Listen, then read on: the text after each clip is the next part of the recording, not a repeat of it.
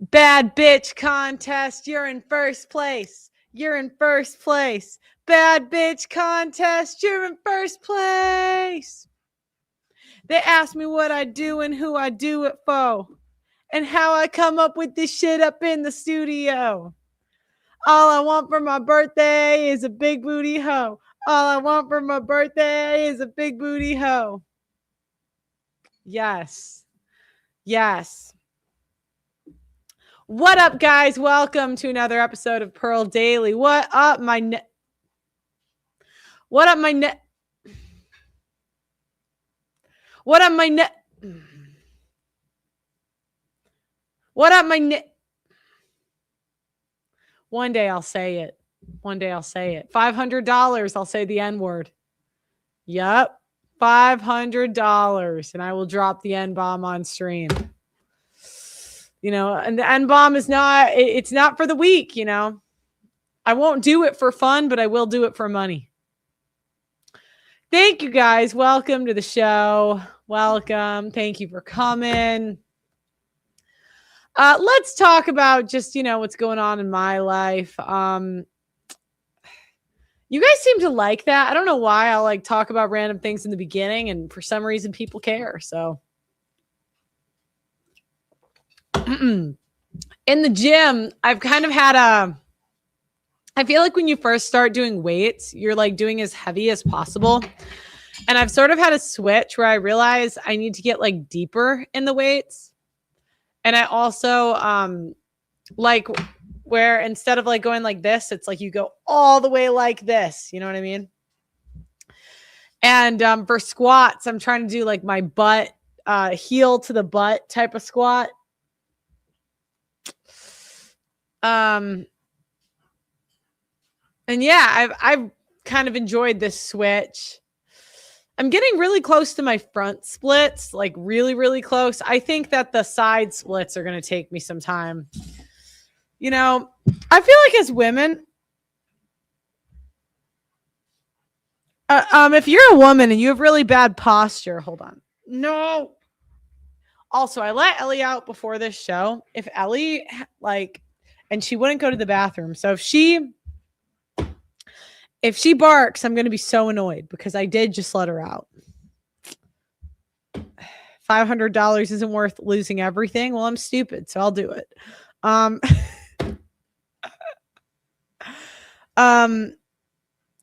feel like my side splits are going to take me forever.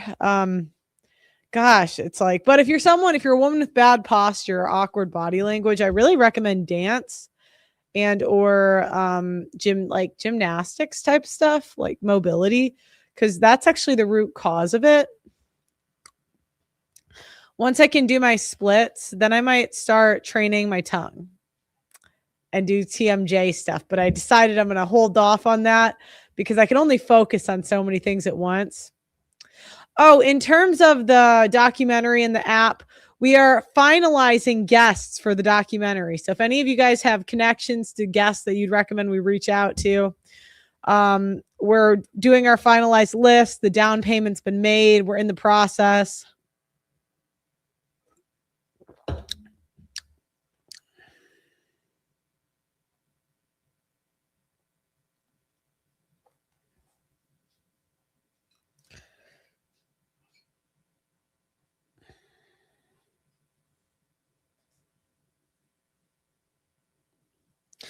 I realized I don't really like drinking water. I really don't like it. And if has anybody gotten themselves to drink water? I really prefer like 10 calorie diet cranberry. Like I know this stuff is going to kill me someday, but I really just don't like water that much. I meant down payments for the documentary. So we raised the money and now it's in the process. I know there's a lot of yeah, so also I've also been doing the toe shoes and I really recommend those. I mean, my toes feel amazing. So I don't know if anyone wants to know. I'm someone, I'll try every fitness trend or craze. I'll try it. Fuck it. I love fitness. I love it. I'm gonna have a six pack by the time I'm 40. I'm addicted to food though, so it's gonna take me a while. I'm gonna find like the most inefficient way to do it, but I'll get there. By the time I'm 40, I will have a six pack. Play the long game, fellas.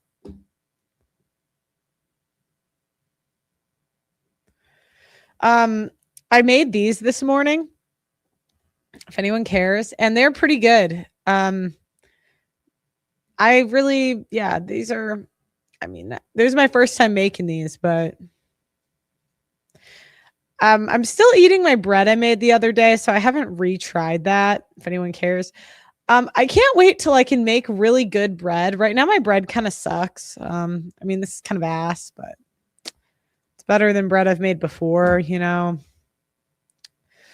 Because I kind of want to get to the point where I can like fully make everything from scratch. What are the ingredients? I don't really remember. I use ChatGPT. So we'll go through Twitter to start.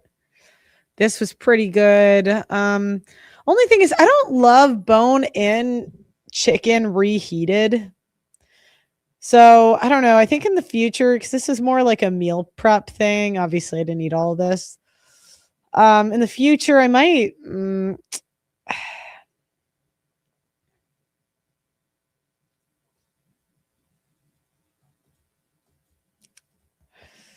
I might swap.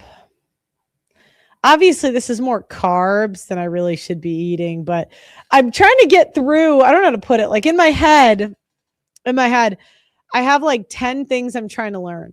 And it's like cooking meat, making carbs is like what I'm kind of on right now. So obviously that's not making carbs and sauces. I'm trying to like improve. Now, obviously neither of those are the healthiest things. You said a bread maker. Yeah. I've tried that. Again, I'll try anything. Not the biggest fan.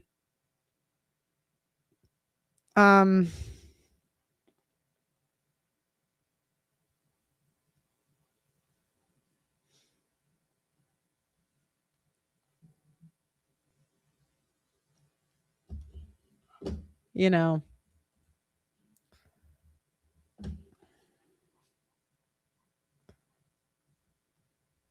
multi-grain bread. Look, I'm just trying to get decent at normal bread. I'm always trying something. I think I'm going to get a tomato soon. I planted a few tomato plants because I heard those are easy. And basil. So, but you see, I have all these different things going on. Like I'm learning piano and guitar that I really try to tackle them one at a time. So right now I'm trying to get this bread thing done so then I can just never buy bread again and I can just make it.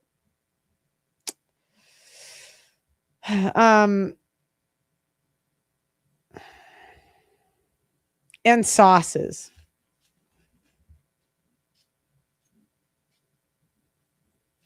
I'm making bread. Yeah, I know, but the bread kind of sucks.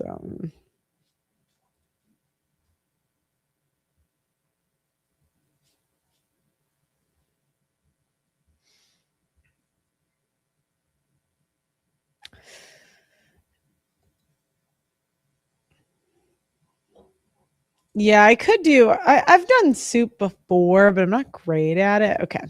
All right, let's just keep going. So we're going to go through my Twitter today before we get to the main topic. I think I reacted to that yesterday. Yeah, I did. It's now coming out in the open, more women cheating on their boyfriends. So again, women used to be more, it used to be thought that men were the cheaters, but as things are coming more and more out in the open, it turns out that women are the bigger cheaters. And this is why I don't really believe older women that say women weren't like that back in the day, because before there was no phones, and you expect me to believe that you guys could be whores, get away with it, and you didn't, and you guys were just good people. I'm not as stupid as your husbands, okay? I mean, I'm happy you guys got away with it, but I'm not stupid. Please stop insulting my intelligence. So here's this cute little brunette. There's her boyfriend who's, oh no, what did I do? Her boyfriend, who's like a Giga Chad, and she still cheats on Giga Chad with another Chad. Whatever you want. Whatever I want. Okay. What are you over there? Yeah, we go to UTC. Oh, okay. So in Chattanooga. Okay. You wanna go fuck? Yeah. Actually, wait.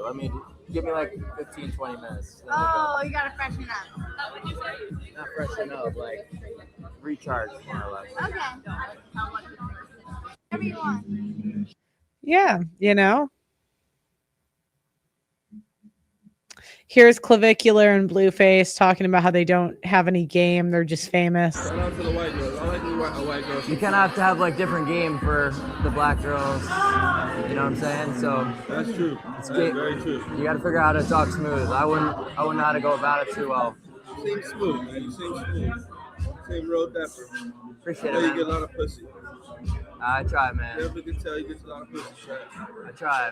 But yeah, I really don't have game, bro. It's just because the cloud, dude. You know how it is. You know? Same here. Like, you don't need it, bro. Like, Same here. that's what I'm saying. Like, it loses you. Just gotta walk up like, hey, you suck my dick? Yeah. Bro, it's funny because on God, that's literally what I do. Yeah. Shout out to the white girls. I like the white. I have a very good looking male friend who just does stuff in public, and eventually women will ask him out. Oh, black people are getting fatigued. I thought this was funny. I thought this was hilarious.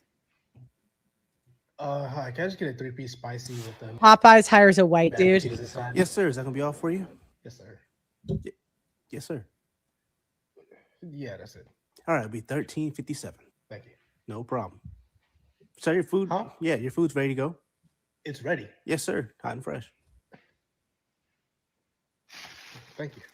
Can I get buffalo sauce? Of course. Here you go. You're just gonna give it to me? You're not gonna charge me $2 or threaten to beat me up outside? No, of course not. Why would we do that?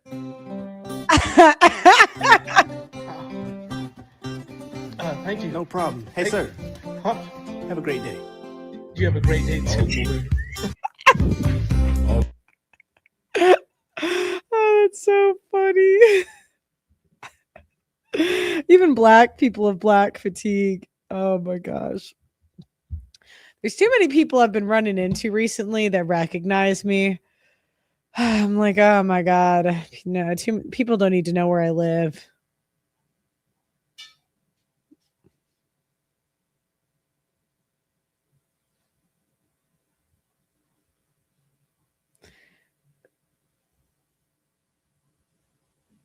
Okay, let's keep going. Oh, apparently there's a TikToker who pretended to be a Trump supporter now claims he scammed MAGA supporters out of $30K. What an idiot. If you're going to scam, just take your money and run. I scammed MAGA for 30 bands. I got the money and ran. Charlie Kirk is dead now. So we clap our hands and we do the money dance. Trump's a homosexual. Trump is a faggot for beefing with Iran. Why you trying to bomb Iran? Yeah, black people always have the audacity. Look, there's black, and then there's Malcolms. White people love Malcolms. We're like, Malcolm, you have not been treated well by black people. Right this way, Malcolm. Right this way. But then Malcolm brings, his friend or his, brother, and then they do some shit, just kind of is what it is. Oh, we're going to react to the saddest paternity fraud cases. These are on reality TV shows, so take it with a grain of salt. But some of these I think are actually true. You are not her father. Oh, wow. You okay, sir? You need to take a seat? Yeah, I'm fine. I was sure he was my father. God almighty. Sorry, Your Honor. Mr. Sandifer. And this is the stuff Anna Kasparian doesn't talk about. Like, what about him? he just put 30 years of his, paternal investment into a guy that's not, or a daughter that's not his. Did you really want to be Miss Boyer's father? Yes, Your Honor.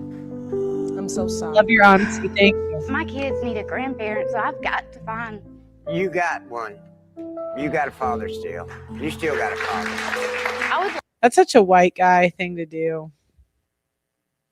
White guys are so nice. They're too nice, too giving, too willing. Yeah. I'd love for you to be in their life. You say if the DNA results prove you are not the father, next month's wedding is off.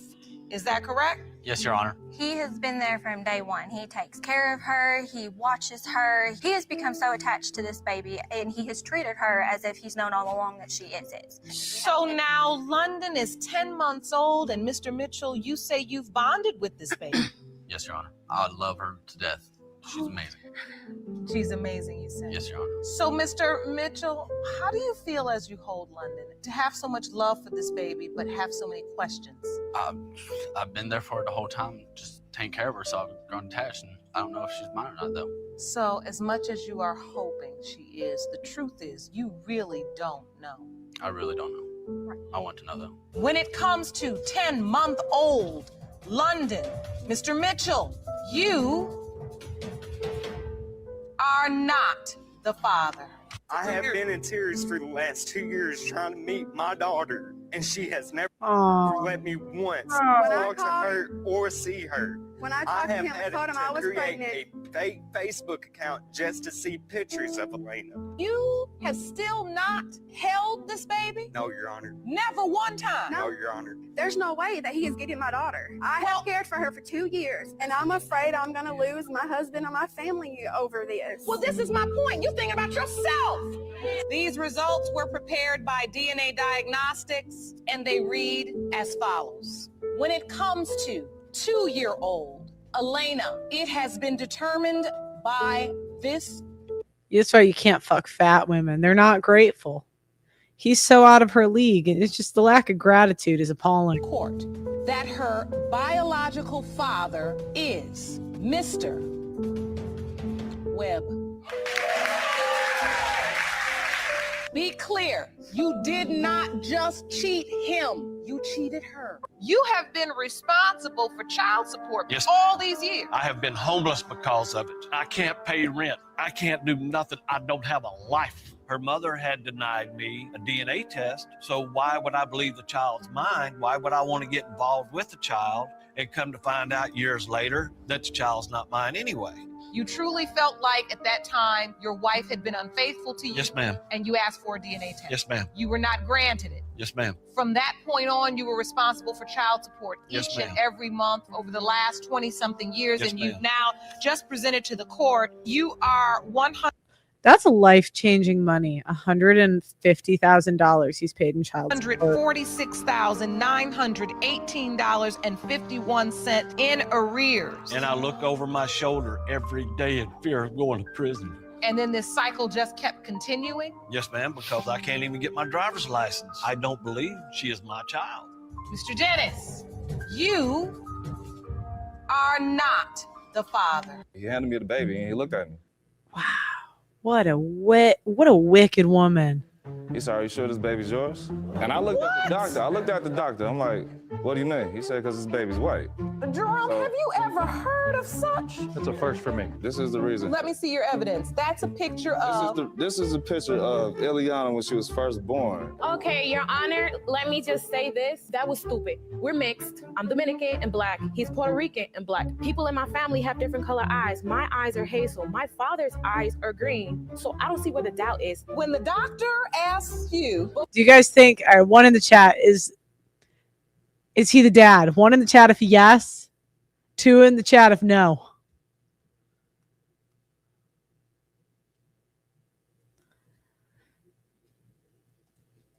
Congratulations. Are you sure this is your child? That's doubt. That's they doubt. She mine, I know. She his, I know. That's Ileana, and that's me. Ileana's pink, Caucasian, white, and you see me. I'm brown, no blue eyes. I mean, the only thing I see is a nose. When it comes to the paternity of Ileana Bolton, Mr. Bolton, You are her father. Oh, look at he's so happy. I don't really see men wanting to be deadbeats, honestly. It's just not what I see. I don't know a single guy, like most men I know, they would want, like, I think they'd be happy if they had a kid. It's just they don't want to deal with the mother. The mother. You're saying nah? Well, I don't know. You guys are wrong. Yeah. I know. Okay. Let's react to a Ryan Taraban video and then we can get into the show.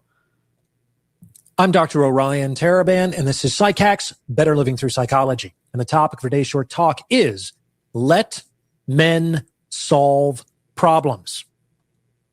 Have you ever been in this situation? La, la, la, la, la, la. I'm just kidding. Gentlemen, I bet you have. The woman that you're dating, I can't hear you. La, la, la, la.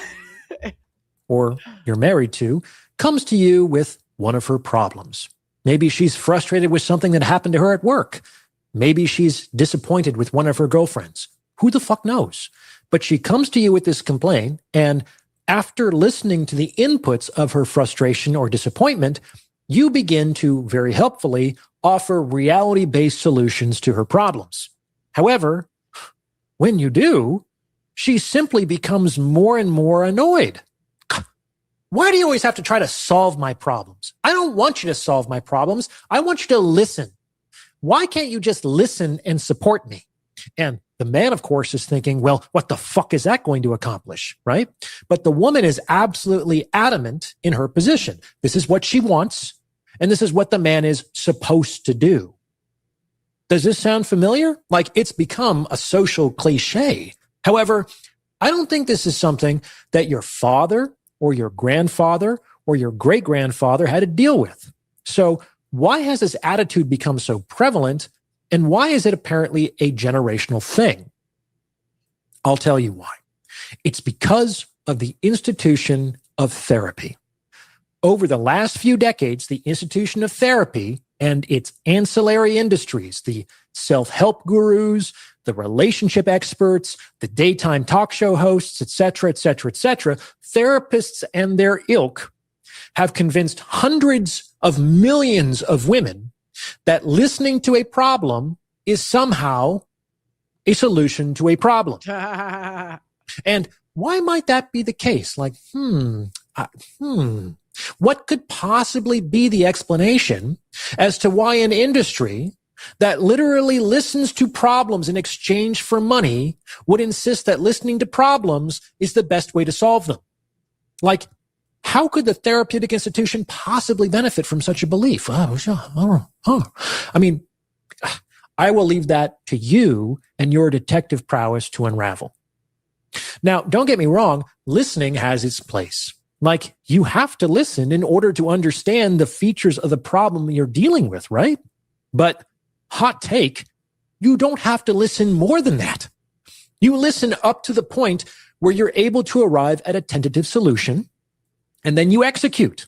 You take reality-based action, which is what ultimately solves the problem, or not, and then you troubleshoot in a recursive way until it does.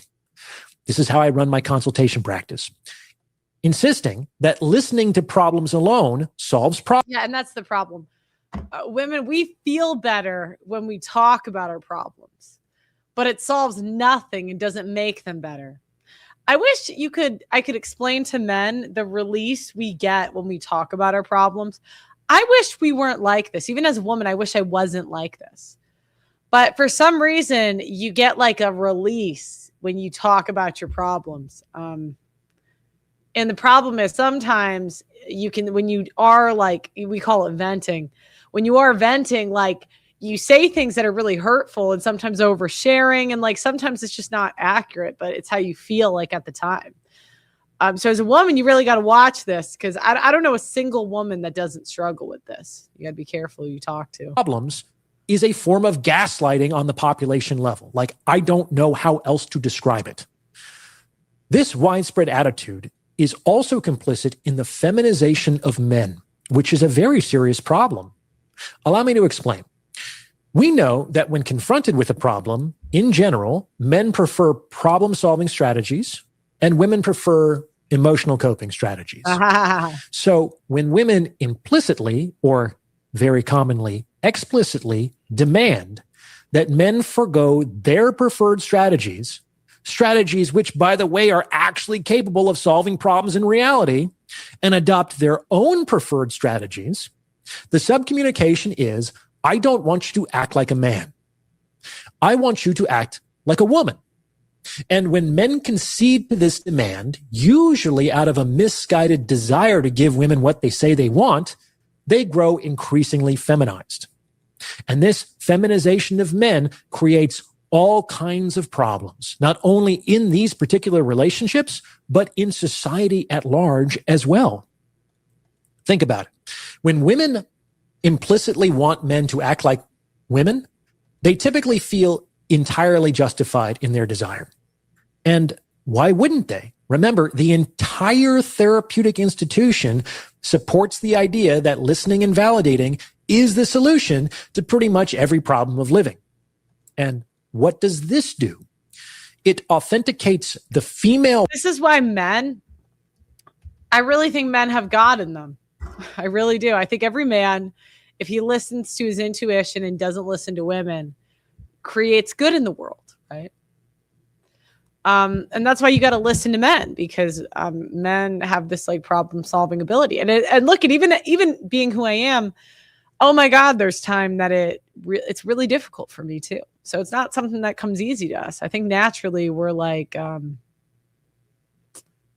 naturally we're just crash outs, Okay. Way of solving problems as the healthy way of solving problems in particular. And it communicates that the female way of doing things is the right way of doing things in general. And this, to put it mildly, is an irresponsible overgeneralization. If you appreciate the economic model on how you'll maths and communication and in grad school, female preferences about problem solving and communication and relationships have been mystified as the right or healthy way of problem solving and communicating and relating by the official authorities on the subject, who are overwhelmingly women. And when I raised objections to this in classes where sometimes I was literally the only man present, do you think I changed anybody's mind? Why do you think I had to go to YouTube, guys? Women comprise 85% of the therapeutic profession, and women are over twice as likely to attend therapy as men are. Yeah, but women, this is the problem with everything. Women shouldn't have credit cards.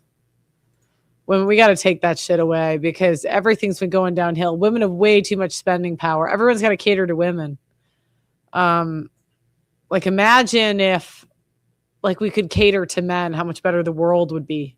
Everything would be useful. Everything would be pragmatic. Everything would be to the point, but we got to cater to women. So everyone's just got to lie. Into some studies, 85% of the readers of self-help books are women.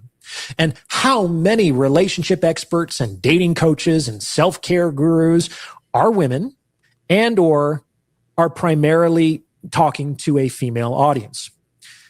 And how are the minority of men in these fields treated when they have the temerity to speak to men on issues that concern them using strategies that men prefer?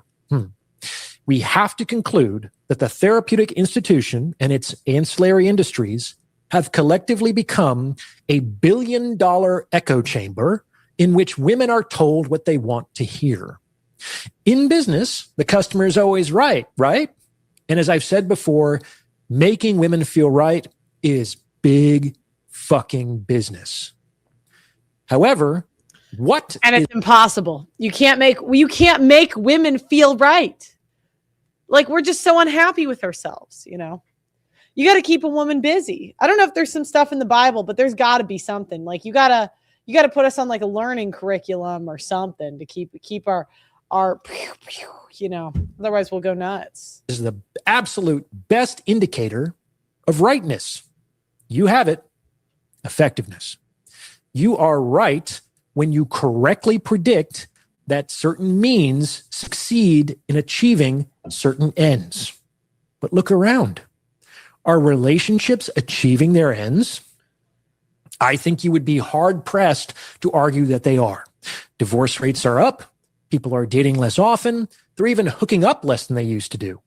So if a woman's way of doing things is the right way of doing things, and the right way of doing things is associated with these terrible outcomes, like, I honestly don't know how to square that circle. If these strategies of relating and communicating were right, we should have greater interpersonal harmony and relationship effectiveness, not less. Yeah, I know. And that's the thing. Really, the only thing a therapist is going to do is like nag. She's just basically paid to nag the husband. And the only time she doesn't is when the wife is literally so insufferable that, like, even the therapist is like, all right, you're kind of fucked up, ma'am. And of course, the most common counterargument to that is the reason we don't is because people aren't doing it perfectly.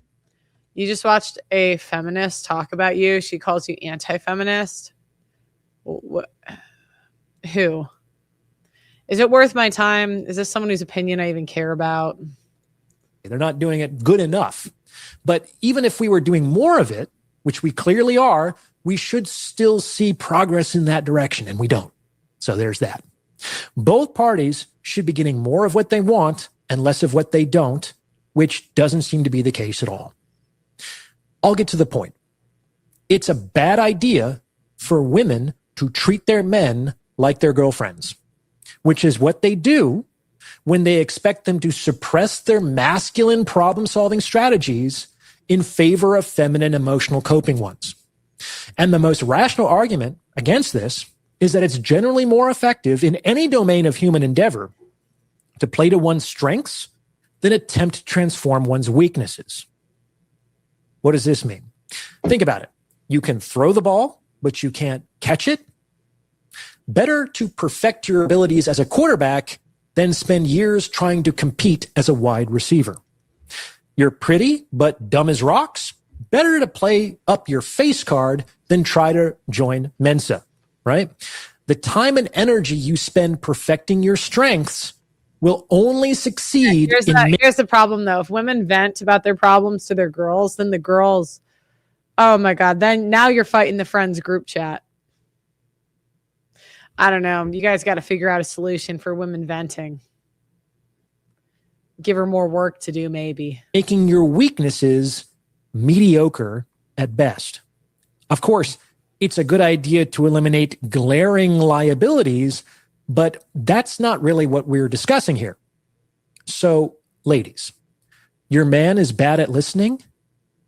Who gives a shit?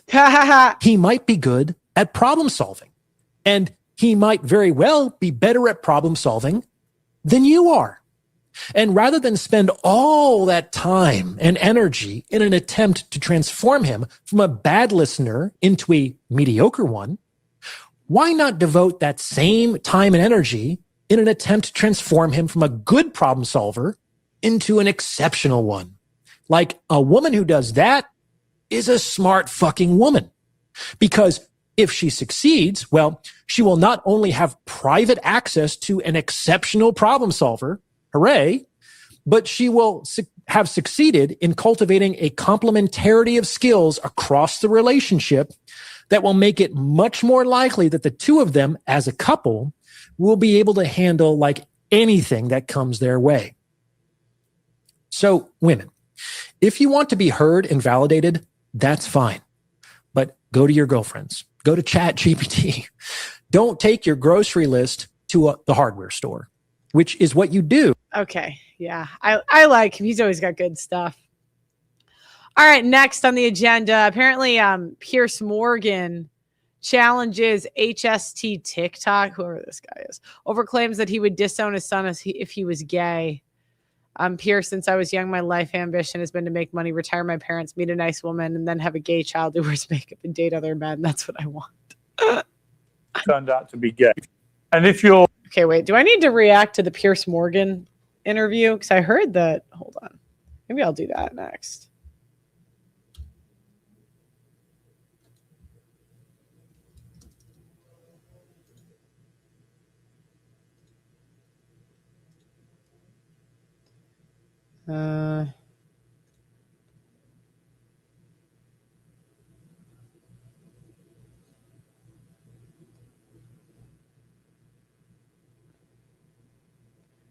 Where the heck is this one?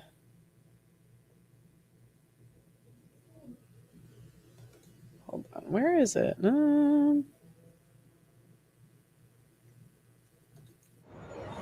Is it in this? No. Do they have anyone else, or is it just the political people? Okay.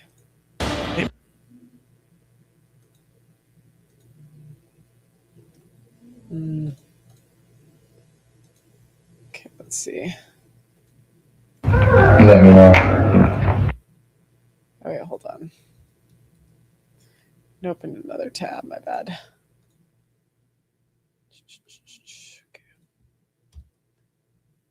Okay. Go to 3527. Okay. Like why outsourcing sometimes doesn't work. Okay, You might cut Harrison, costs, we're but getting then the efficiency is low. Harrison, can you hear me? You should be able to see Piers. I mean, I can see a picture of him, but not his. I can see a picture of him, but not him That live. will face Piers when we cut the feed to live. Okay, brilliant. Yeah, let's do that. Okay, coming back to you now. Cool. Can you hear me now? Yeah, and I can see you. I can't hear you now, bro. This is really amateur. I can't hear you now. Can you hear me now or not? I can hear you now. Yeah. Okay, good. All right, let's just pick it up. I'm just curious why you did the show. Did you not know Louis Theroux? Did you think it would be something else? Are you pleased with the way you came over? So I had no idea who Louis Theroux was. Obviously now I know he's a great documentarian. I can't see you now. Again, bro, what is this? I can see you now. You know, the morning that he was coming round, I had some of my team come to me and go, "Oh, do you realize what this is? Do you realize who he is?" I wasn't asked, and I'm still not bothered about it. You know, some people might think it was a mistake going on.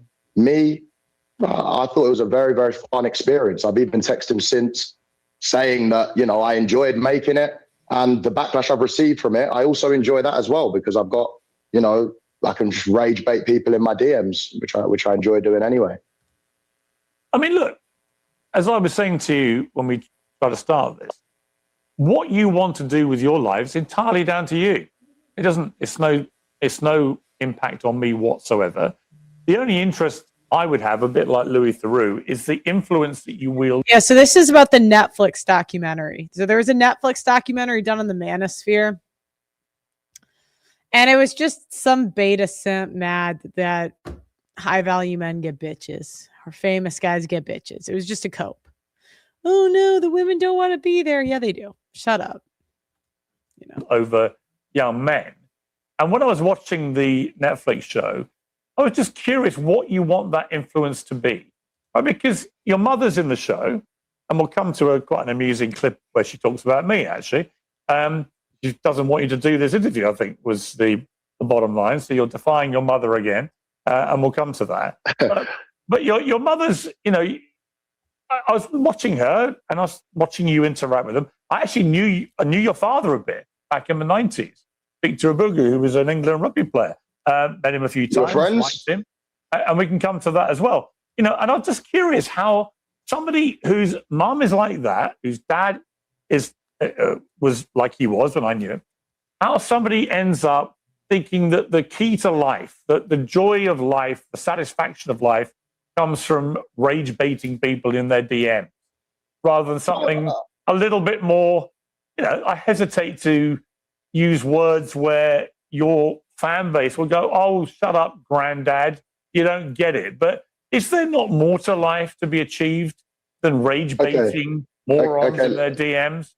Okay, I'm glad you called them morons, because that is the idiots that I've attracted from the mainstream coverage with the documentary. But there's a lot more to life. For me, the main thing in life is making money, being healthy, and enjoying that money with my family and having great experiences. The experiences that I have now, since I've come back from Mother's Day, whatever, with my mum, in the last, 5-6 years since I've been on social media, have been great. And they're the things that I'll be looking back on when I'm 60, 70 years old. You know, the nice dinners, the nice weather, just the nice times that I've shared. So I don't think the beauty of life is rage baiting retards in my comments. But when I'm sat there and what do you actually want your younger male followers to end up being like? The genuine question. In the Netflix show, what I saw was a guy who says, look, on the one hand, if I had a daughter who did OnlyFans, I'd disown her. And yet you are directly involved in promoting a load of women who are on OnlyFans, right? You're a smart man, right? You wouldn't be in this position if you weren't a smart man. You can answer that question yourself. You know exactly why I'm promoting girls. I'm not even actively promoting any right now, but you know exactly why I'm doing it. You don't need to ask me that question. Yeah, because again, women are going to be on OnlyFans regardless. So, like, who cares? I mean, he might as well be the one in charge, you know. There you go. So why are you asking a question you already know? No. I'm not. It's a very, very easy answer. You're missing my point, Harrison. I'm not disputing that you are making money or you're perfectly entitled to. I'm just curious why you would want to send a message to young men you're trying to be influential over, to the extent where you want them to part with money to be like you. And on the one hand, your message is OnlyFans is awful. These girls that do it are awful. But on the other hand, you're making money promoting them. It's hypocritical. Look, I think OnlyFans girls can do what they want, you know. I'm not bothered. It's the same way I think people can be gay if they want. I'm not bothered. When it comes into my family where I have control over the situation, that's where I'll dictate what happens. So it's a very valid point that I don't want my daughter to be on OnlyFans. I don't want my daughter to be in the red light district in Amsterdam. But if I went to Amsterdam and I was walking down and I saw a Colombian 9 out of 10, would I go in and visit? Well, depends how many drinks I'd had that night. But that doesn't mean I necessarily agree with it or would like that girl to be my daughter or would raise my daughter like that. Makes perfect sense. And if your son... son... I mean, he's essentially saying, like, he doesn't pick the societies in. Women are whores anyway. I mean, that's how they see it. Like, women want to be whores. He might as well make money, you know. If you had a son who turned out to be gay, you would disown him, you said. No, my actual life ambition, right, genuinely since young, is to grow up, make money, retire my mum, meet a nice girl from a good family, then have a gay child who fucks other guys. That's what I want. So I genuinely want that. I also want him to go out on the weekend and put makeup on and dance around in the gay strips. Listen, no, I want that. I can hear your fan base cheering you on.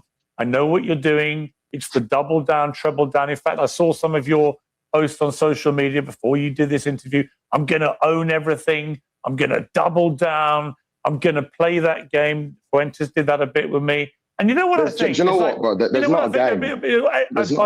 By the way, I'm not... Because Pierce is like a simp. So he's in the system. The woman, like, under women's thumb. And these guys, like, you could argue maybe that they're, like, you know, degenerate, whatever, but at least, like, that's why women prefer pimps to simps, because the pimps at least are living on their own terms, you know. You're bro, Harris. Call me Piers. I'll call you. What, you don't want to be my bro? I don't really want to be. I don't really want to be your bro, mainly because I have 2 bros of my own. One of whom was an army colonel, and one of whom is an excellent man as well. However, let me just ask you what you said in the documentary. You clearly actually would, by your own admission, disown a son who said they were gay. And yet your mother, you said, hates people that are racist, sexist, homophobic, and so on.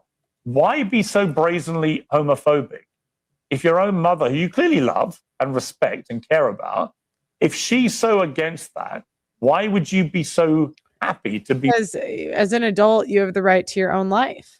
You don't have to do what your parents want to do. You can't live your whole life based on what your mom wants you to do. I mean, if that was true, I wouldn't have the show, guys. Brazenly homophobic. I wouldn't say I'm homophobic.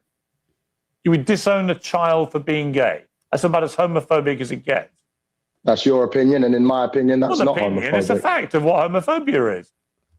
Okay. What do you think homophobia is?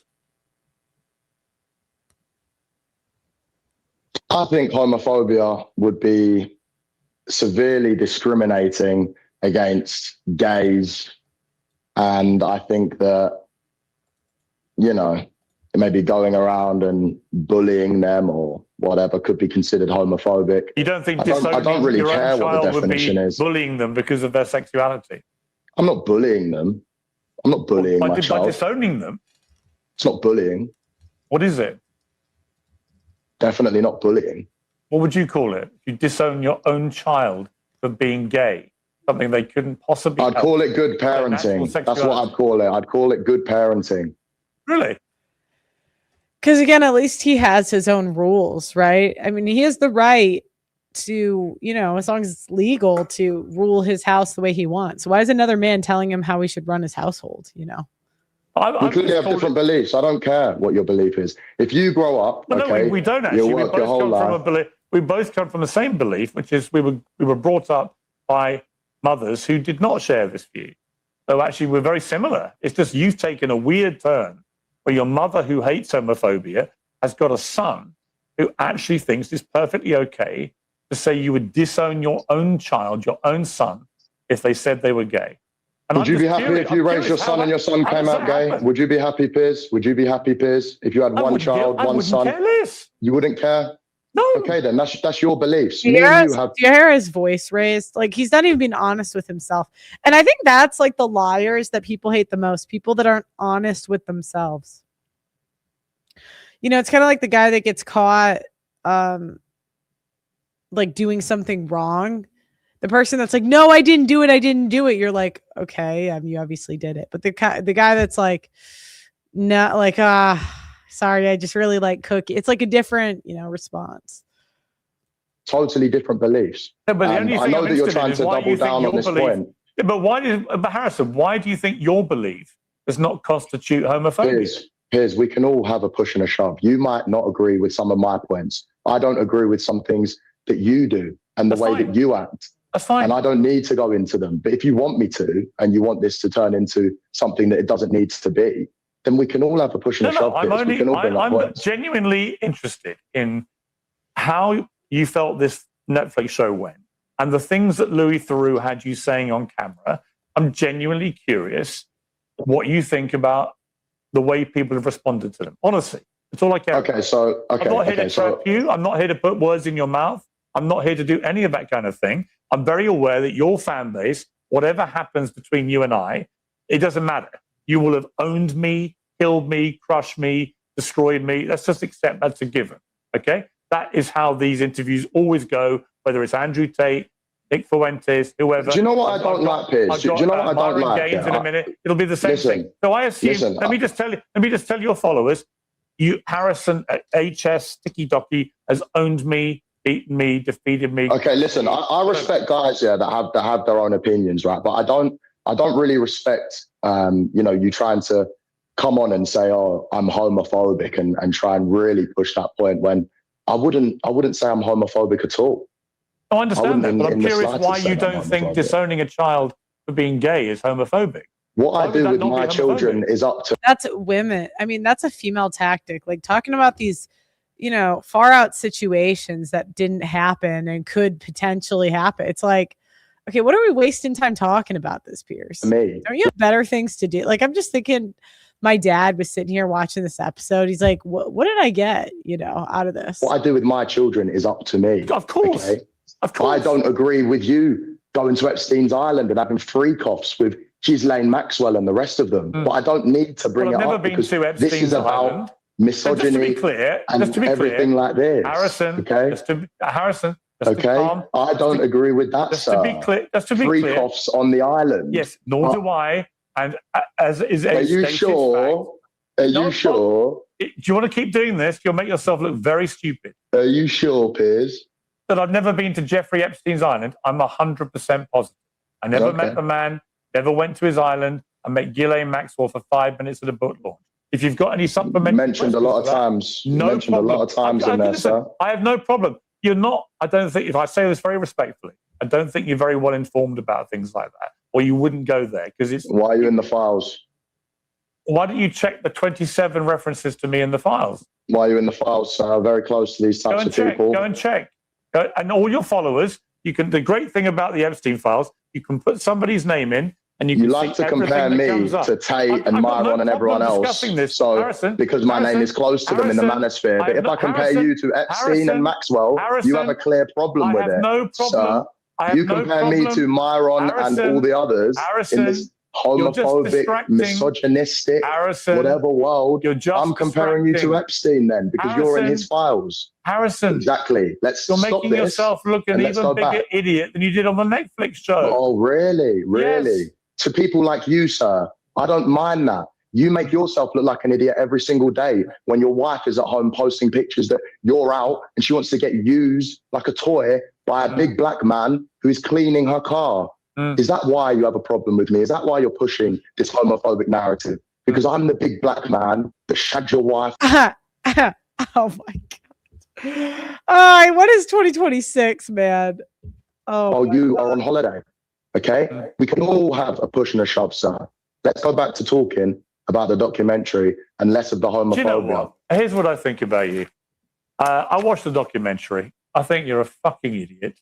I think you're a sexist, misogynist. Oh my God, Pierce is triggered. Oh, he just lost. Oh, Pierce just lost.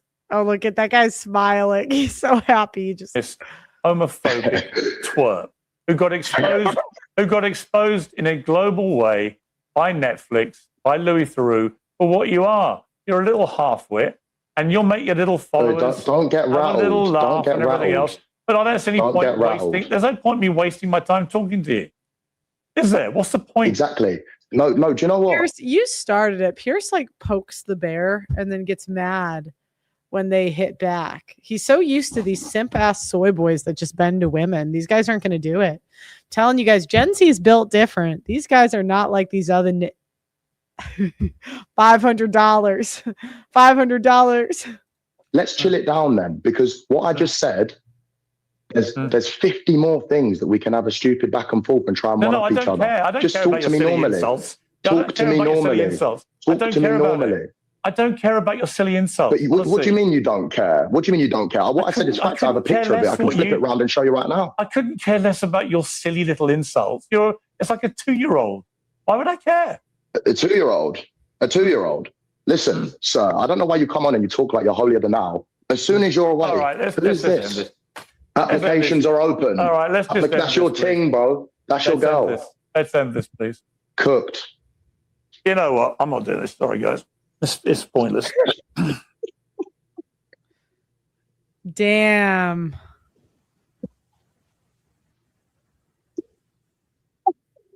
He put in his. Adam, switch in just back. Tell him to come back on and we'll chill it out. Tell him to come back on and we'll chill it out. But it's like, stop pushing this homophobic bullshit. You want to look holier than thou. Like, stop all that. Anyone can have a push and a shove.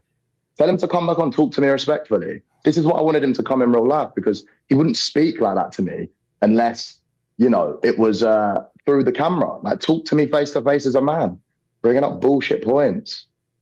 That's crazy. So true. He wouldn't talk like that through camera. Easy. I didn't even want to bring up. I even said to him, don't, just leave me alone.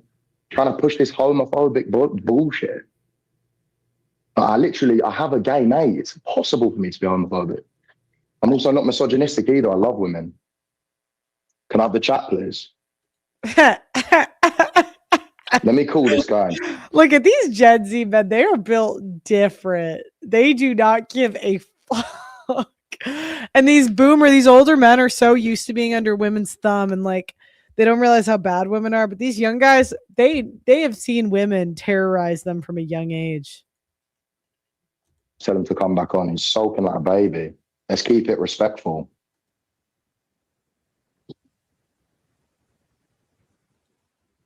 Chat, I need the chat.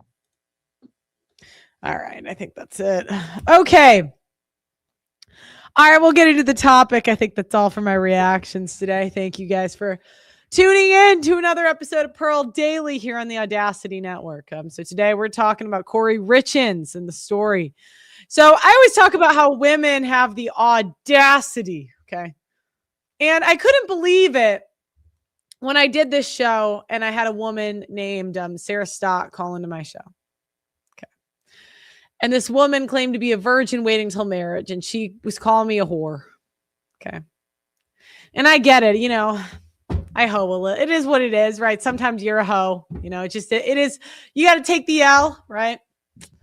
But, she did the same thing. She comes at me holier than thou and says, I'm making better life decisions than you. Right? And it turns out as she was doing this to me, she was banging her boss. She was banging her boss while making her fiance wait till marriage. Allegedly had aborted her boss's kid. Now, what I couldn't believe it is, why did you draw so much attention to your virginity? Do you know what I mean? Like, if I was trying to sell the virginity to this, this dope, I'd be like, I would not tell anybody. I'd be like, look, I'm a virgin, tee-hee. And if anyone asks, I said, that's none of your business what we do and don't do. Please mind your own business. Please mind your... I wouldn't go around telling everybody, hey, everybody, I'm waiting until marriage. I'm awesome. That's what I couldn't believe. I'm like, I wouldn't go around, telling everybody they're whores, because I'd be like, look, I got to sell this marriage thing. So it was just incredible how stupid she was. Do you know what I mean? Like, it was just incredible how retarded. I'm like, oof, that's pretty stupid.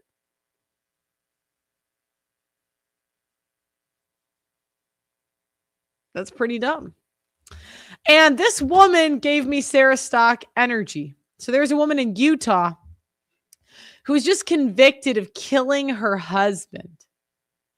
Okay.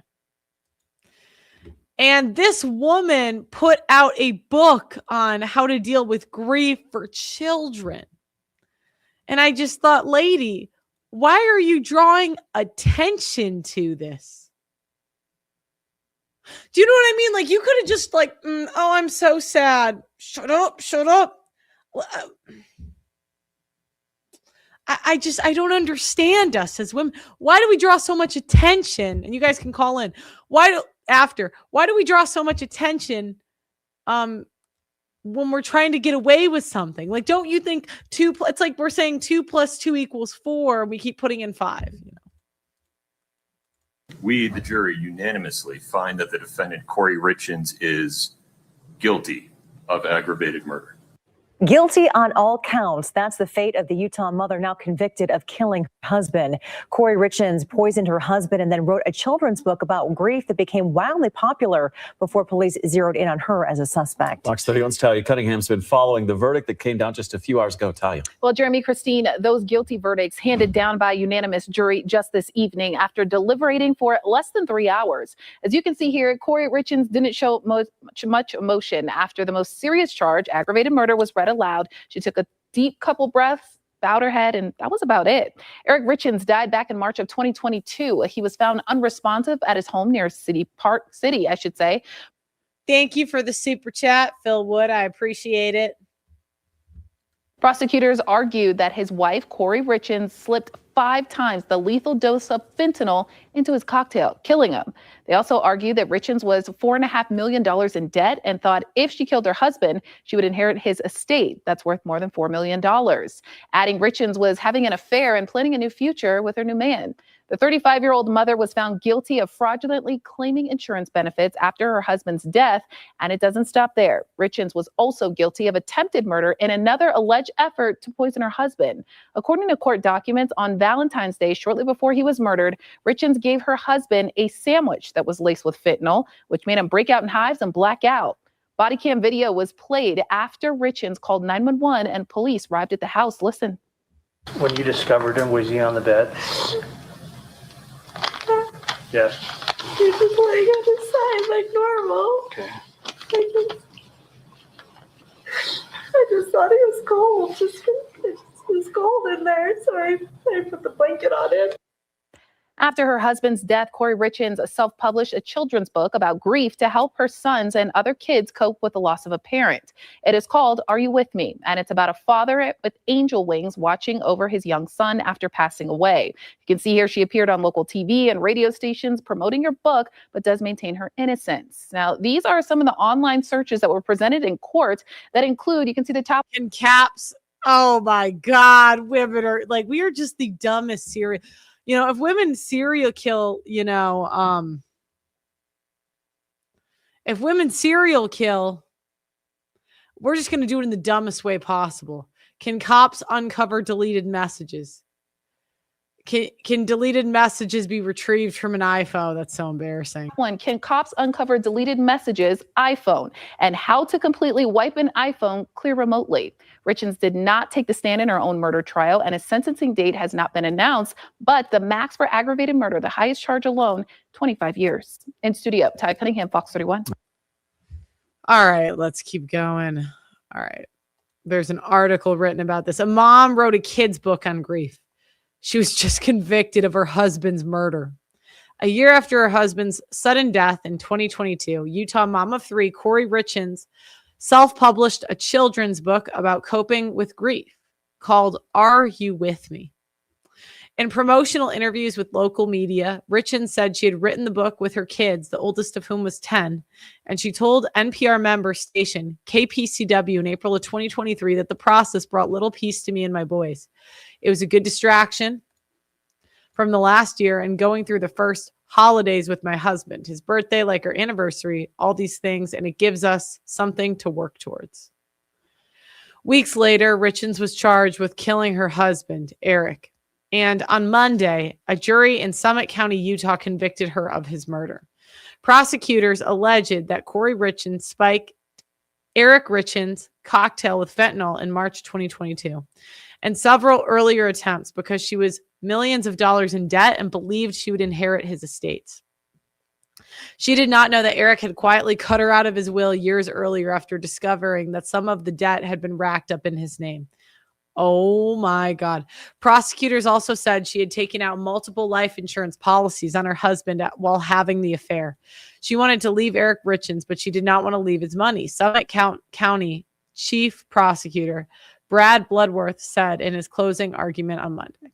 Corey Richins had denied wrongdoing and pleaded not guilty to 5 charges against her in this case. She declined to testify during the trial, which lasted 3 weeks and featured testimony from 40 witnesses.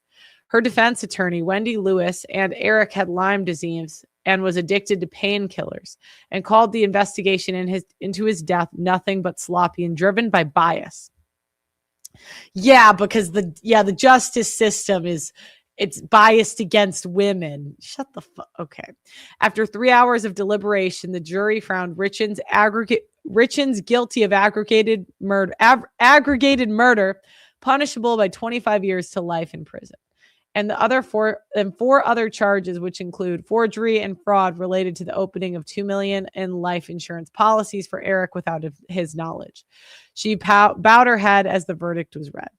Richins is scheduled to return to court for sentencing May 13th, which would have been Eric's 44th birthday. That may not spell the end of Richins' legal troubles. She is facing 26 other felony charges of alleged financial wrongdoing in the years leading up to Eric's murder, including mortgage fraud, money laundering, and issuing bad checks. In a separate case that prosecutors filed last year, she is also litigating property issues with Eric's family in civil court. Corey Richins called 911 after 3 a.m. and on March 4th, 2022, to report that she had found her husband, Eric, unresponsive, according to prosecutors' legal brief. Responders declared him dead at the scene. Their home in Camas, a mountain town about 40 miles southeast of Salt Lake City. The medical examiner found 5 times the lethal level of fentanyl in Eric's blood and ruled his death an overdose. The medical examiner also determined that the drug was illicit and ingested orally. The only people home at the time were Richins and their 3 other kids. According to her arrest warrant, Corey told investigators that she had made Eric a Moscow Mule the previous night to celebrate closing on a property for her house flipping business. She said he drank the cocktail in bed and she went to sleep with one of their kids who was having a nightmare, only to return a few hours later to find her husband cold to touch in bed. Law enforcement said they found holes in her story. For example, she told them she had left her phone charging in the room while she went to comfort her son, but phone data showed it had been opened and messages sent and deleted during that time. The prompt search of the Richins home and eventual seizure of Corey's Corey's electrical devices included a second iPhone found in her bedside drawer. Prosecutors said it contained a slew of incriminating online searches, including what's a lethal dose of fentanyl? Can cops uncover deleted messages? Women in Utah prison. If someone is poisoned, what does it go down on the death certificate as? Death certificate says pending, will life insurance still pay? And luxury prisons for the rich in America. Oh my gosh. Okay. Corey's other phone revealed a series of messages in which she asked someone identified as CL for help in obtaining prescription pain medication, for which she said for an investor who has a back injury. CL is the family's occasional housekeeper, Cameron Luber, who testified at trial under immunity for her cooperation that she had provided illicit drugs to Corey on 4 occasions between December 2021 and March 2022. The third time in early February 2022, prosecutor says Corey asked specifically for fentanyl. She said that her investor wanted something stronger and asked for some of the Michael Jackson stuff. The singer's 2009 death was officially attributed to the legal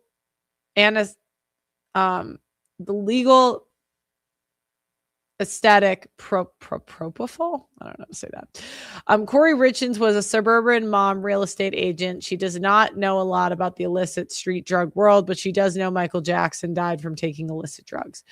Bloodworth, the prosecutor said in court, she knows she wants it because it was lethal, it's fatal, it kills. Multiple court filings. Eric got sick after eating a sandwich that Corey had left him alongside a love note days after Valentine's Day. Oh, that's so...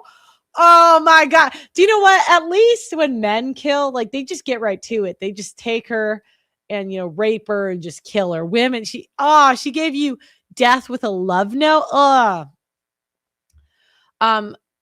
Saying he broke out in hives and had trouble breathing immediately. He self-administered his son's EpiPen and slept it off, but later told a friend that he thought his wife was trying to poison him. Corey asked labor for more fentanyl pills about 2 weeks after that, prosecutors say, and picked them up from the drop-off location on February 6th. Eric died 6 days later. Prosecutors painted Corey as an intensely ambitious but incompetent business owner who projected affluence even though she fell deeper and deeper into debt. Corey was Eric's second wife. When the two were married in 2013, they signed a prenup establishing that they did not have the rights to each other's properties. And with one exception, if Eric died while the two were lawfully married. Their prenup meant that if she left him, she would also have to leave most of the money. So Corey Richins took $250,000 in equity out on Eric Richins' home without him knowing it so that she could start her own business and earn money to leave Eric Richins. Corey started a small business flipping houses in 2019, buying more and more of them amid mounting debt. That same year, prosecutors said she used the power of attorney to execute a $250,000 home equity line of credit on their family home. Unbeknownst to Eric, even though it was his premarital property, she also began misappropriating monies distributed from Eric Richins' business that were intended for his quarterly tax payments. Yeah, Doug MPA, it's better to have loved and lost, And I'm actually kind of neutral, but we were having a convo the other day if it was better to have loved and lost or to never have loved at all. I don't know. Some of these L's, bruh. This dude lost his life. That's bruh. This came to Eric's attention in September of 2020, by which Corey had charged more than $30,000 on his credit card and withdrawn at least $100,000 from his bank accounts. When confronted, she promised to repay him. In the meantime, Eric quietly consulted both a divorce lawyer and an estate planning lawyer, changing his will in 2020 to place his estate under the control of his sister for the benefit of the kids. Prosecutors said by the end of 2021, Corey's business bank account was overdrawn by $22,520, and she was paying thousands of dollars daily to service her debt. You know what's crazy? She married rich. She didn't have to do all this. Like, why are you doing all this business stuff? She had 7 phone calls with a moneylender on the day of Eric's death, by which point, Bloodworth said that her net worth was negative 1.6 million, but she named as the beneficiary on multiple life insurance policies belonging to Eric. According to prosecutors, at the time of Eric's death, he was insured by at least 6 different policies. At least 4 of those, totaling 1.9 million, were unbeknownst to him purchased by Corey between 2015 and 2017.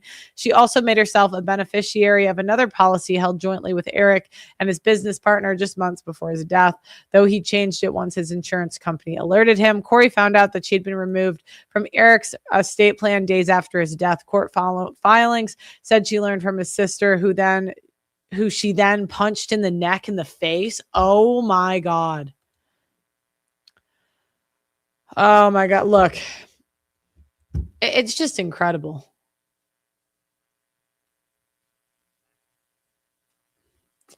The next case, we have Ruby Frank, who abused her kids, I think in Utah too. What is up with these white women, man? And she is going to serve 4 consecutive prison terms in a child abuse case. Popular parenting YouTuber Ruby Franke will spend up to 60 years in prison. The Utah mother of 6 was sentenced today. She and her business partner pleaded guilty to charges of child abuse back in December. NBC News correspondent Valerie Castro has been following this story for us and joins us now. So, Valerie, influencers aren't always under the microscope. In this case, she certainly was. The details in this case are also quite disturbing. Can you just remind us what happened here?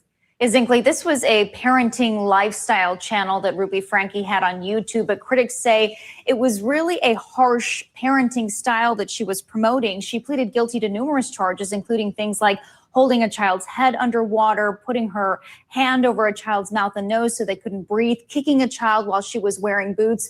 That sentencing was handed down today, and she did make a statement in court, a very tearful statement, apologizing and saying that she accepted responsibility for her actions. She also mentioned her children in that statement. Take a listen to what she had to say. I was so disoriented that I believed dark was light and right was wrong. I would do anything in this world for you. I took from you all that was soft and safe and good. Her so-called business partner, Jody Hildebrandt, was also sentenced today, although Ruby Franke said in that statement today that she did not see their relationship in that way. She says she hired Hildebrandt to be her mentor, but claims that they were never business partners. Zinkley. Oh, I mean, it's just a tough story, Valerie. What did we hear from the judge in today's sentencing? And do we know what's next for Franke's family? I'm thinking specifically of her kids. Yeah, so the judge did also address Jody Hildebrandt. She was a licensed therapist. He issued a statement. This is what he said. Adults with specialized training in particular are supposed to protect children. You didn't do that in this case. In this case, you terrorized children, and the results have been tragic. Now, as for Ruby Franke's family, her husband filed for divorce last year. He has since asked for damages in this case, and we're told her children remain under professional care after all of the treatment that they endured. Thanks for watching. Stay updated. Yeah, and women are the abusive gender. So in the next 15 to 20 years, we're going to see more women getting into positions of power. God help us. Thank you for the super chat. God help us. And we're going to see more women doing evil stuff. It's just going to go out in the open. In the modern day, women will do more evil things because society empowers them to do evil things and doesn't hold them accountable or give them consequences. So why wouldn't you, right? People are still shocked when women get caught doing things like Corey Richins and Ruby Frank. And everyone is participating in feminism because when women do horrible things and get away with it, they generally get a slap on the wrist. So hopefully these women go to jail for life. We're going to let people call in and give their opinion on the story. But my question is, why do women always just have the audacity? It's just incredible how, like, why? Do you know what I mean? Like, why would you go to these, like, why would you have a parenting channel if you were abusing your kids? It makes you think, what, like, never take female advice ever, right? Because it's like all the ones giving advice are killing, you know, do you know what I mean? Like, why would you have a grief book when you killed your husband? Why would Sarah Stock have a purity brand when she was throwing it back in Gluck Gluck 9000 for the boss? You know what I mean? What? Doug MPA, why do women do this? Like, why do they go so hard to do while not even like formally, while actively doing the thing they're saying not to do? Do you know what I mean? It's like, most of the things that women say men do is women projecting. So, what is the narrative? The men are all these abusers, and men do all these crazy things, but it's women projecting. That's all it is. And and I honestly believe, like he said, women, they've been empowered like men. They want all the opportunities and outcomes of men, but then they still want the privilege of being a woman, which is why these women think that they can get away with this type of stuff. You saw what that one girl, that Corey Richardson, searched on her phone. Oh yeah, what kind of cushy prison am I going to go to if I do get caught? These women, they just don't think, they don't understand the consequences.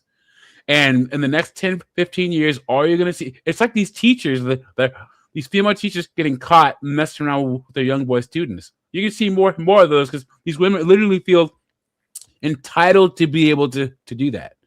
And women just inherently don't understand consequences. They just don't. Yeah. Until they have to face them. Also, guys, if you are calling in, you can also, if you have a story, like something that you've seen that, where a woman that didn't understand a consequence or maybe got a slap on the wrist, something, I don't know if you know anything as extreme as this, but something similar, you're welcome to share the story when you call in. A couple things.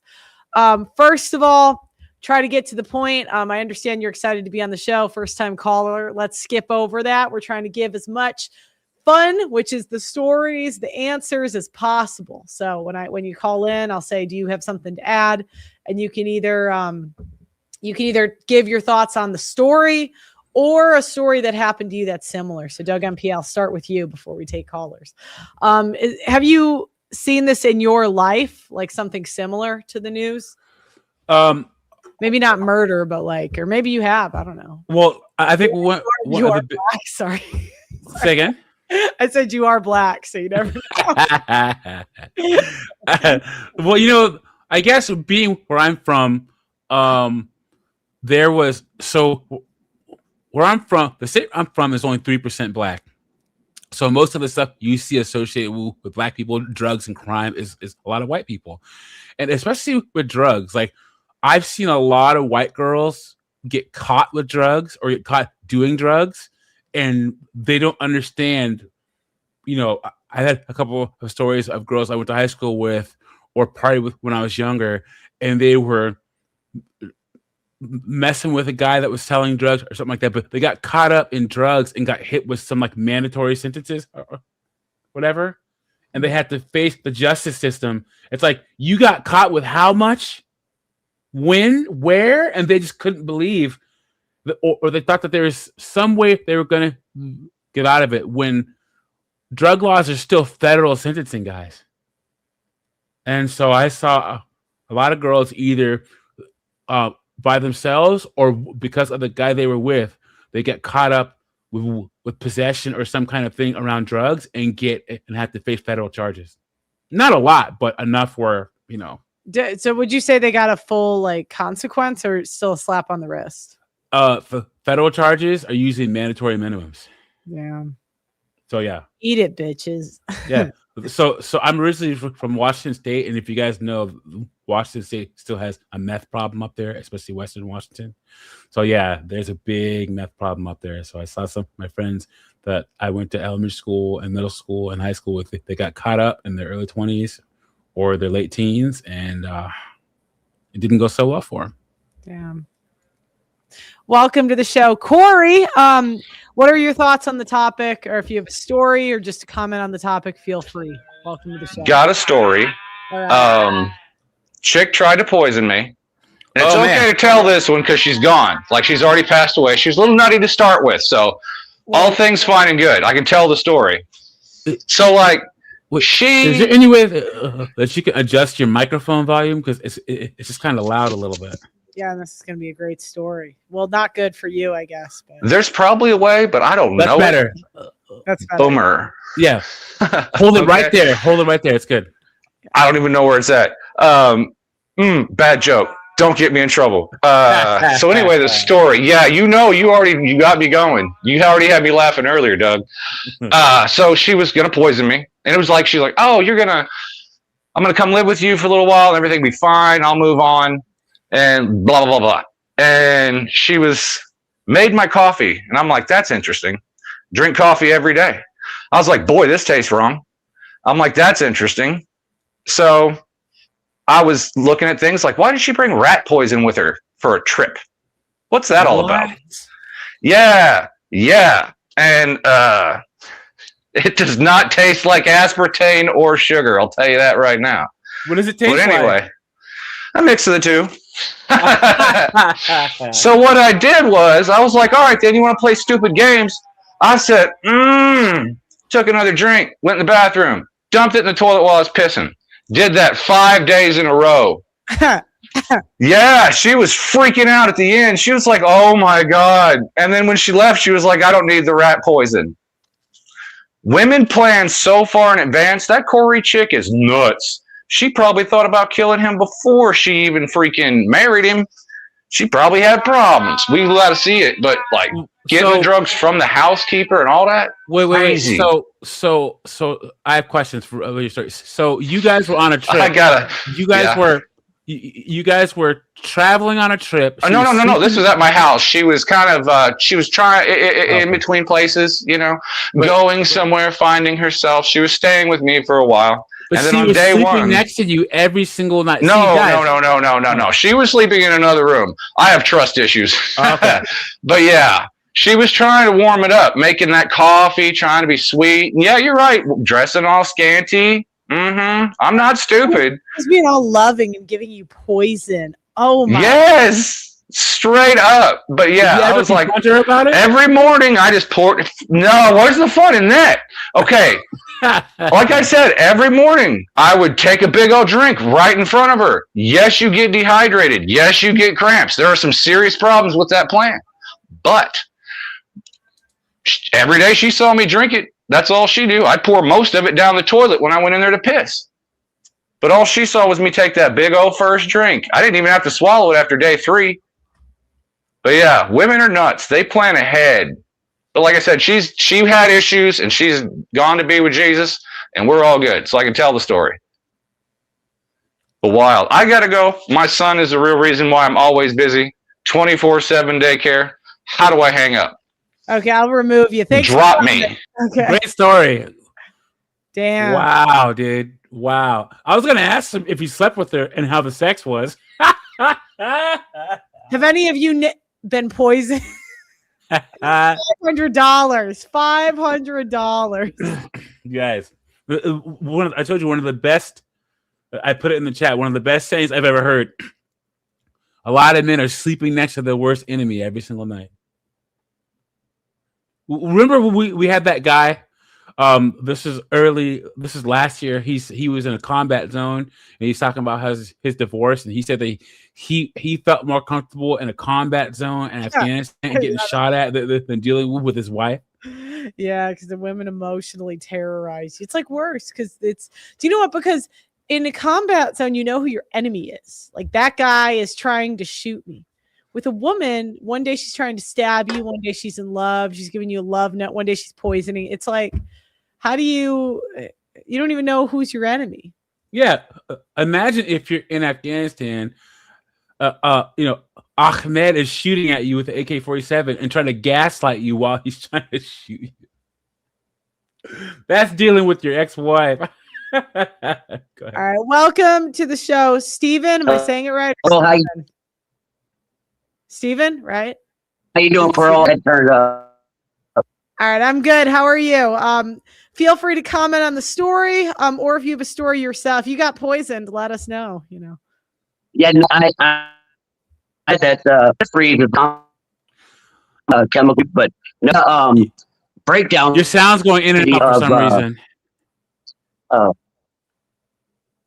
Are you on Wi-Fi? Is that better? Yeah. No. Go again. Maybe I'm getting closer. I don't know. Okay, try again. Go ahead. All right. Can you hear me? Yeah, go ahead. So, maybe it's because I'm talking too loud. But Yeah, so I did a breakdown video of Corey Richards, her text messages with her boyfriend, the guy she was sleeping with, and that dude was a predator.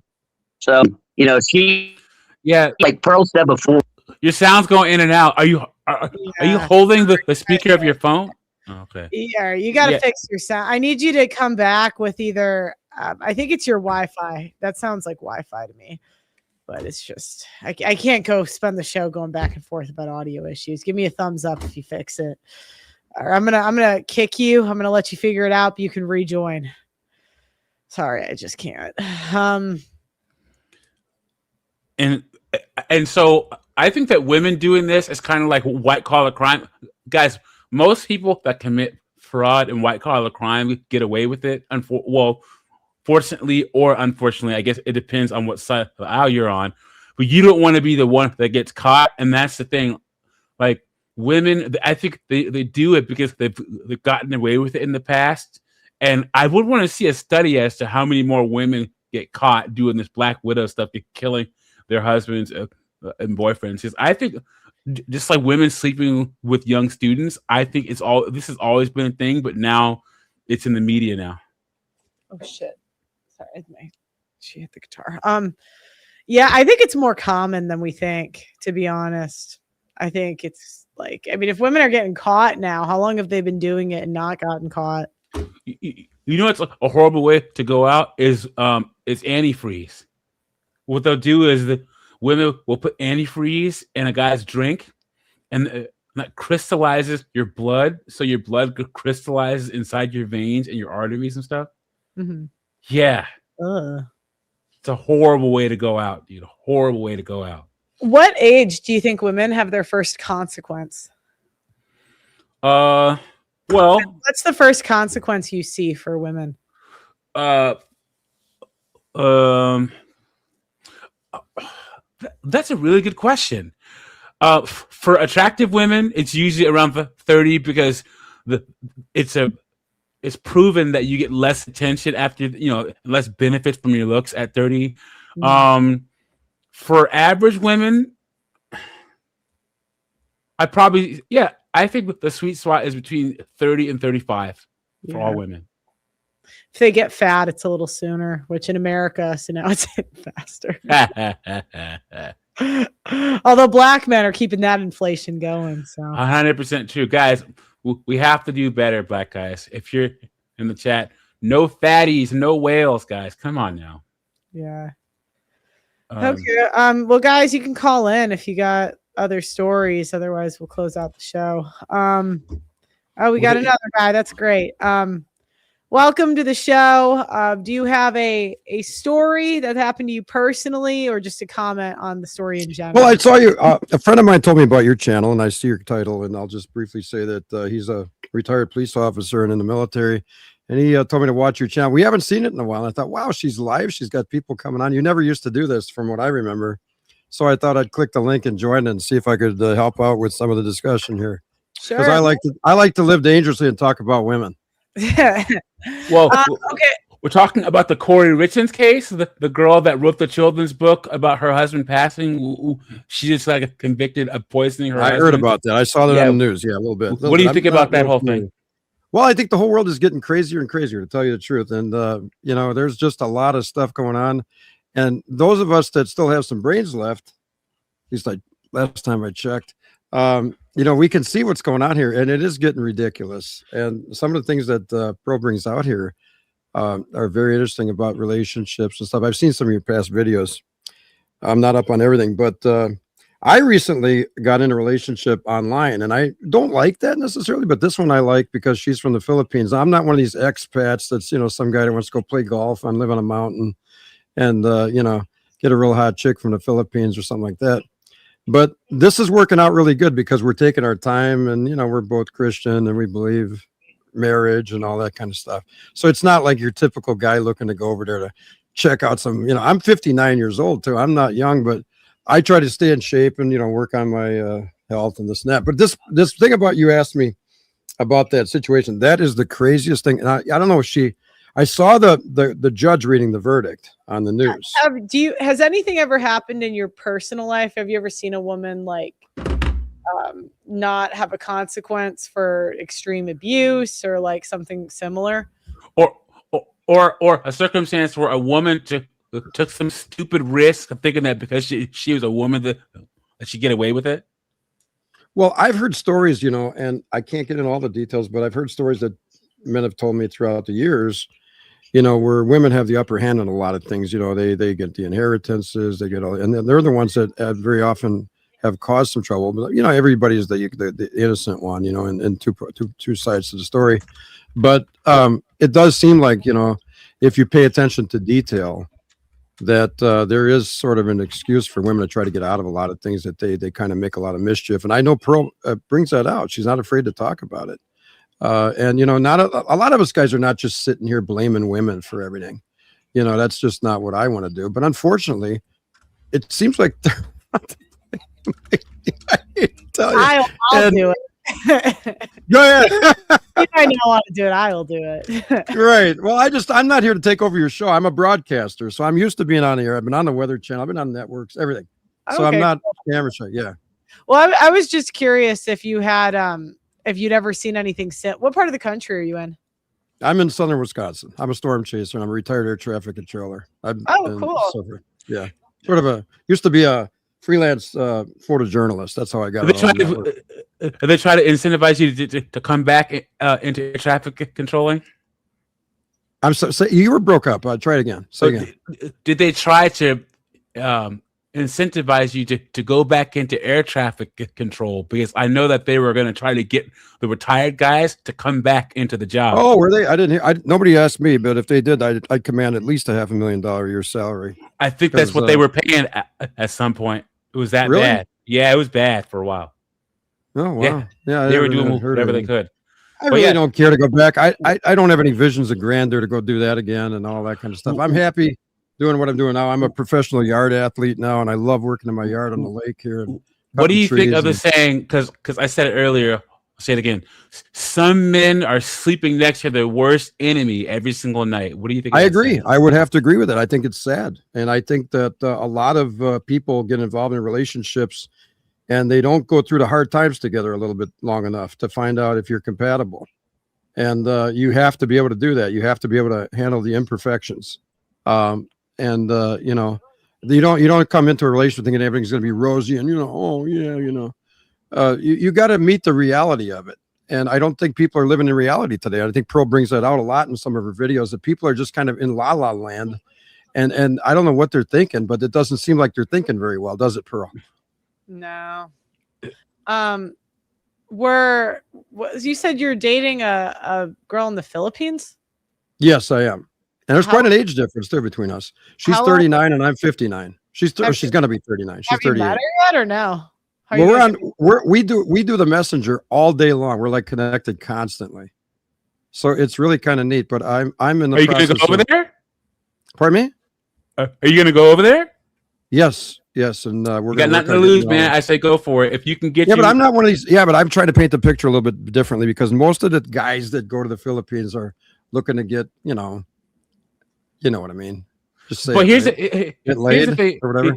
Here's the thing about that. Even if guys are doing that, so what, dude? Like, they can do what they want. But I'm just saying that. Yeah, I'm just saying that my approach to this is marriage. I'm in the marriage approach. Yes. Just want to let you know. Yeah. Go ahead.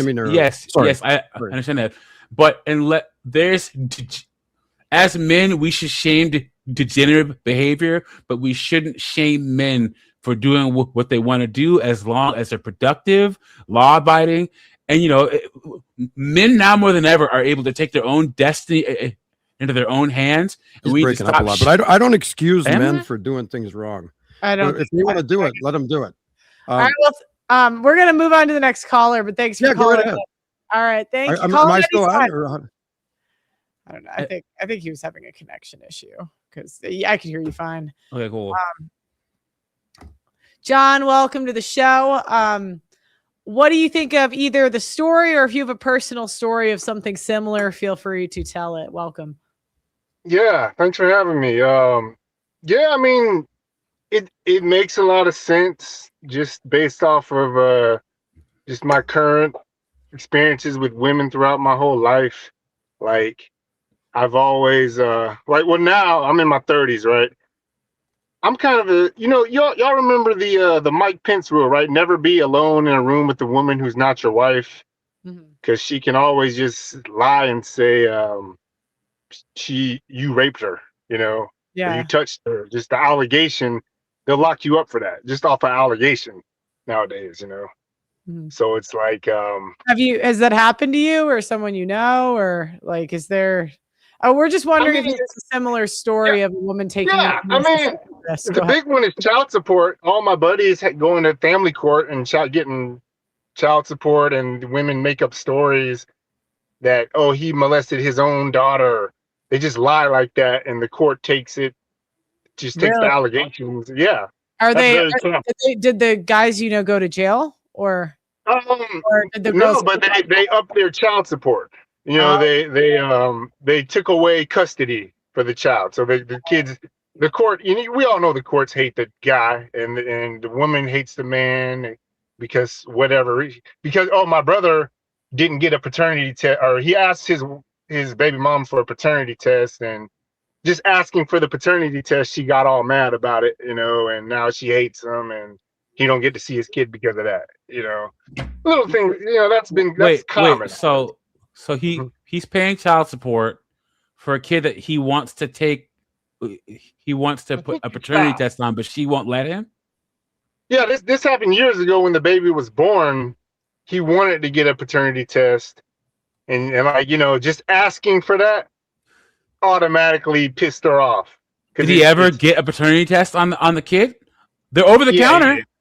Okay, he did. Was it his? Yeah, it's his. Okay. But so now she's gonna grill him on the rest of his life. Married. This is the common thing. Most guys, the casual sex thing, they're not married. So what would you think, Pearl? If you got pregnant by somebody, well, you're different, Pearl. You're different. You probably would understand, huh? You're not? Would you? Because women take that as like you're calling me a whore. It's your baby. How dare you ask me for a paternity test type thing? But I'd just get the test. Unless I was lying, right? I mean, that's people react like, what? My dad told me that the most obvious answer is always the answer. So it's like if people are reacting like, oh, why are you making me get the like they're lying. You know what I mean? You just if you were telling the truth, you'd say, I got not get the test, that's fine. And here's the thing. So I always say you ask a woman for an STD test and she's like, well, or honestly, you might have just avoided AIDS, Yeah. In our community, if you get with a black chick and she doesn't want you to use a condom, and you probably had that happen to you, you better grab one or run away, dude. Because some of the dirtiest, nastiest women, you pull out a condom, they're like, "How dare you?" So you think I'm dirty and will shame you into going in raw, dude. Or women, if they ask you to wear a condom, sometimes she's protecting you. And guys, that's how you. I wouldn't even wear. No, go ahead. You said you were going to wear something. That's typical. I don't believe in wearing condoms. I don't believe in. I would rather. But I'm celibate though. Yeah, of course. Huh? Of course, black guys, right? But ultimately, it's Adam and Eve. That's all it is. It's like women. They're closer to, Eve got deceived by the devil, the thoughts in her head. That's why she's closer to her emotions. And then she went to Adam and said, I ate the fruit. I didn't die. So it was the devil working through her.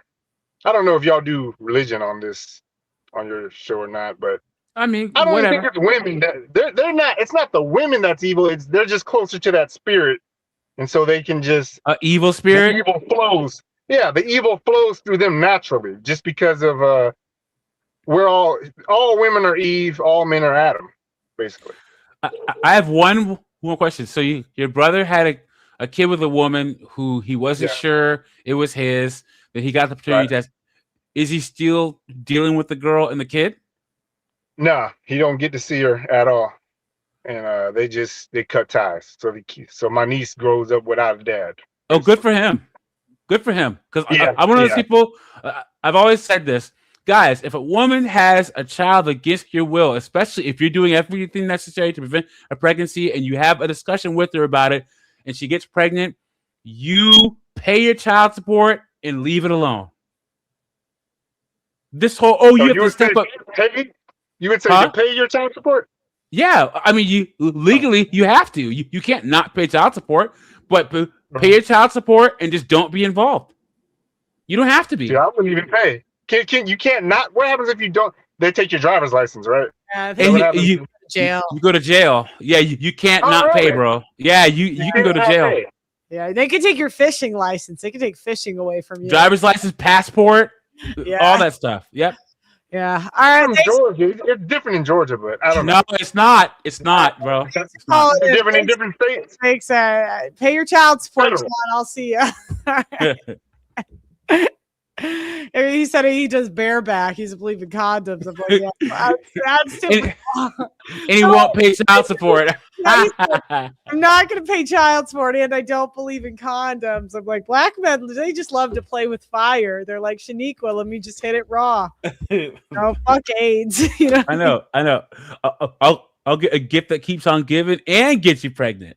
Yeah, and yeah, it just it never ends. Welcome. He was a to good the guest, show. though. Yeah, he was good. Welcome to the show, Justin. Thanks for calling in. Do you have a comment on the story or a personal example? Feel free. I got a personal example. I came in a meeting at Panera Bread, and I watch a show every now and then, and I was like, oh, they're talking some good stuff. But just 2 weeks ago, my baby mama got locked up for not paying child support. What? Yeah, man. He's a real. All I gotta say is, guys, do not stop fighting. Fight for your kids. Fight for your rights. I was paying child support religiously for 3 years. She fell off. She got evicted from her house. Don't know what she was doing with her money. And yeah, 2 weeks ago, my boss called me. I think he was like at a doctor's office. He was like, "Hey, your baby mama got locked up. It's on Facebook." For what? It was for not paying child support. To me. Oh, wait. So Yeah, he's throwing. Hey, that's a real. He's yeah. He's Look at that smile right there. in jail. Look at him. Wait, so tell us the whole timeline. Tell us the whole timeline. I think this is the happiest looking guy I've ever seen. I sent it to my girlfriend. I was like, yo, check this out. It's like, of course, they don't see eye to eye. Yes, I'm living my best life. I'm 39 years old. Timeline. 2 ex-wives. Learned from them. First ex-wife, 8 years, divorce. Are you military? Foreign military? Okay. No, military brat. I run a electrical company. Okay. But anyways, my son is 20.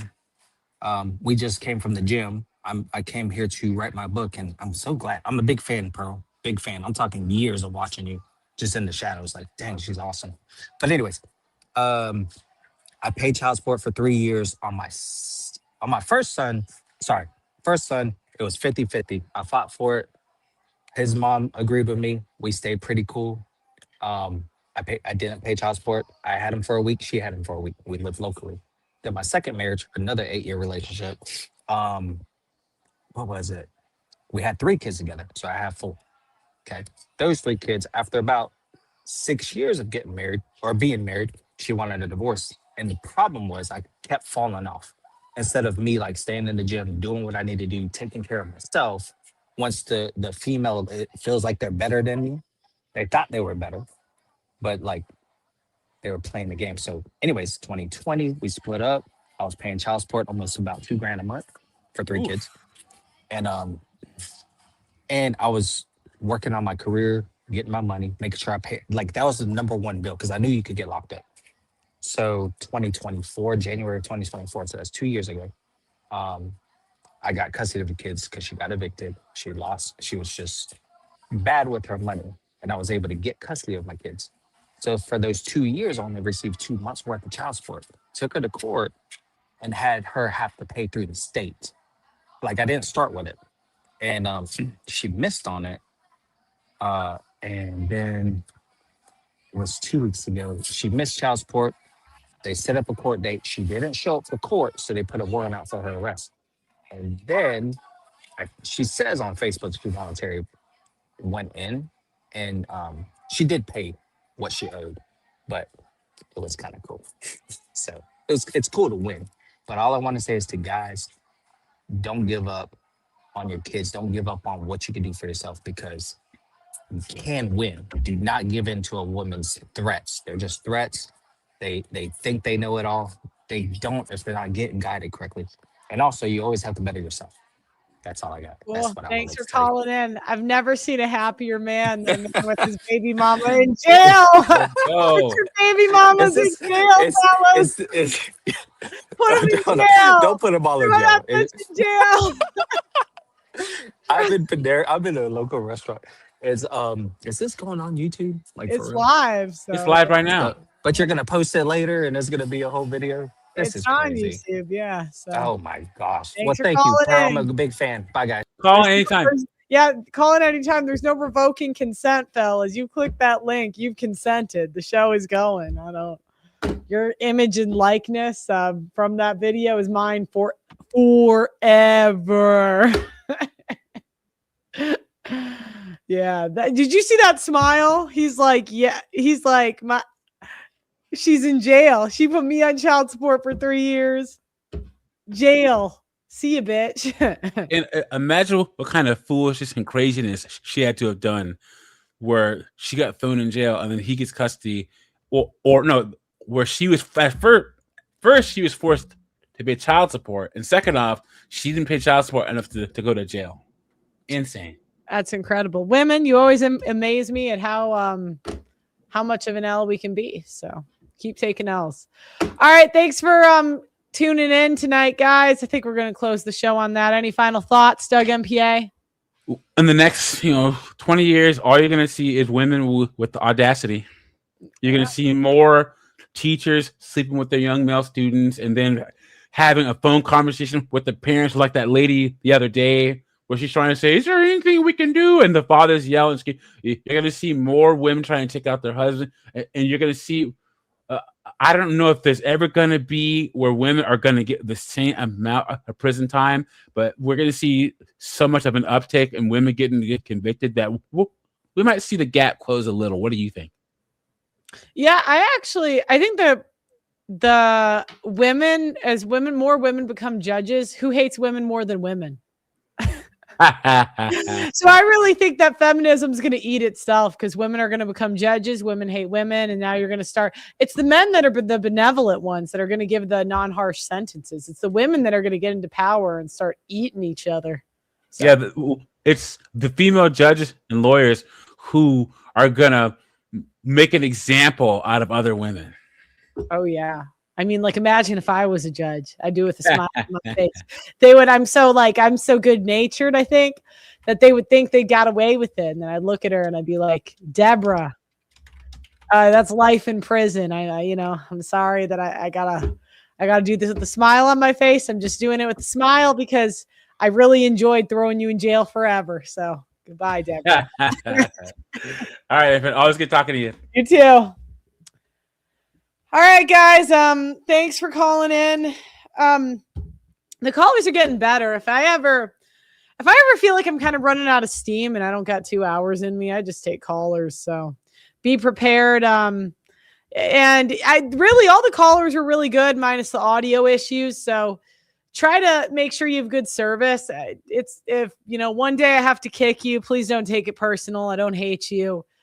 I just don't have the time to, go back and forth about your issues for 10 minutes. You know what I mean? If you're not getting to the point, I might kick you. But you can always call in again. I'm not going to hold it against you. You can call it again and then, just be a little more concise next time. Some people got to learn, All right, guys. Thanks for watching. I love you, and I'll see you next time.